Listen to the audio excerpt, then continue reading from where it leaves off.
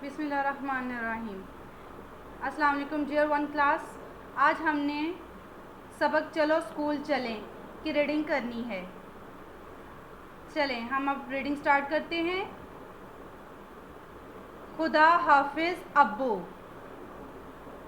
किसने कहा? लड़के ने। लड़के का क्या नाम है ये हम आगे पढ़ेंगे। खुदा हाफिज़ अम्मी। किसने कहा अम्मी को खुदा हाफिज़? इस लड़की ने। इस लड़की का नाम भी हम आगे पढ़ते हैं। चलें अब हम आगे पढ़ते हैं। अहमद और ज़ारा स्कूल जा रहे हैं। ये है अहमद। लड़के का क्या नाम है? अहमद। अहमद ने किसको खुदा हाफिज़ बोला? अब्बू को। और लड़की का क्या नाम है? ज़ारा। ज़ारा ने किसको खुदा हाफिज़ बोला स्कूल जाते हुए? अम्मी को। ओके स्टूडेंट्स,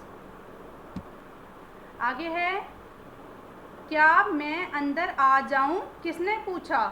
अहमद ने क्लास में एंटर होने से पहले क्या किससे इजाज़त ली? मिस से इजाज़त ली कि क्या मैं अंदर आ जाऊं।